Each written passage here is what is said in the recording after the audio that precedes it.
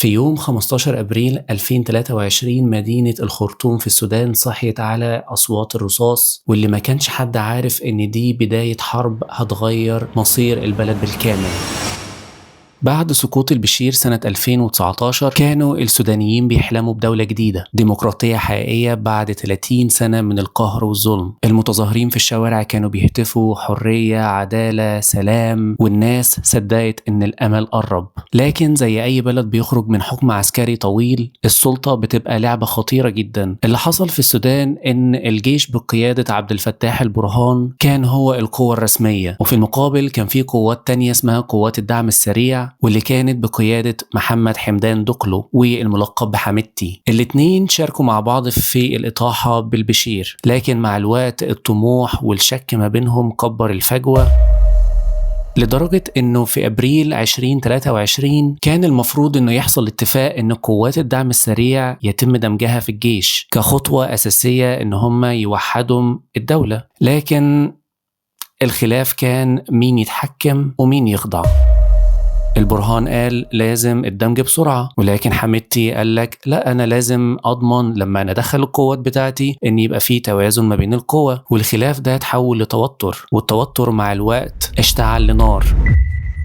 وفي فجر 15 إبريل 2023 قوات الجيش بقيادة البرهان بدأت تضرب قوات الدعم السريع ومعسكراتها في مدينة الخرطوم، وبعد ساعات شوارع العاصمة كلها تحولت لساحة حرب.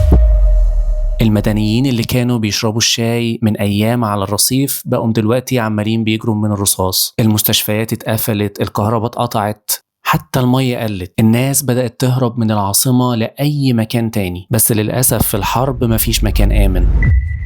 قوات الدعم السريع كانت بتتحرك بسرعة جدا، مش بس في الخرطوم ولكن في دارفور كمان. دارفور المنطقة اللي كان فيها أصلا مجازر سنة 2003 لو نفتكر. دارفور رجعت تاني عنوان للدم، قرى كاملة اتحرقت، ناس بالآلاف اتقتلوا واتشردوا، ملايين اضطروا انهم يهربوا لجنوب السودان او لتشاد، لحد ما في اكتوبر 2025 قوات الدعم السريع قدرت ان هي تسيطر على دارفور بالكامل. في تقرير من الجارديان بيقول انهم نفذوا مجازر في مستشفى الفاشر، مئات من القتلى في يوم واحد. الصور من هناك بتوجع القلب، جثث في كل مكان. حوالي 14 مليون شخص اضطروا ان هم يسيبوا بيوتهم في مناطق كاملة ما فيش فيها ولا مية ولا اكل ولا ادوية. الاوبئة بدأت تنتشر، سواء بقى ملاريا، كوليرا، سوء تغذية قاتل للاطفال. تخيل كده شايلة طفلها وبتعدي الصحراء من السودان لحد تشاد لمجرد بس ان هي عايزة تعيش، وكل ده من غير اكل. الجيش لسه بيحاول ان هو يعيد السيطرة على الخرطوم ودارفور، ولكن الدعم السريع اقوى من اي وقت فات.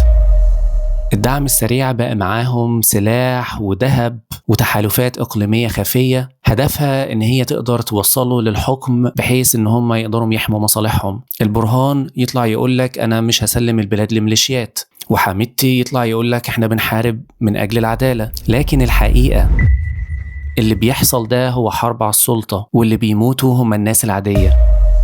العالم بيتفرج كالعادة زي ما تعودنا في مفاوضات شكلية هنا وهناك، في جدة، في القاهرة، في أديس أبابا، لكن كل مرة بتنهار قبل ما تبدأ. المنظمات تطلع تقولك محتاجين نوقف إطلاق النار بشكل فوري عشان نمرر المساعدات، ولكن المقاتلين على الأرض مش بيسمعوا غير صوت السلاح.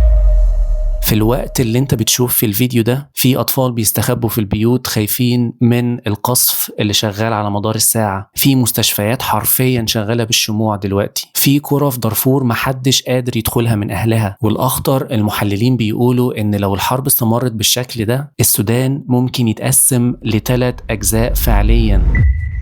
جزء هيكون تحت سيطرة الجيش، وجزء تاني هيكون تحت سيطرة الدعم السريع، والتالت هيكون من غير قانون.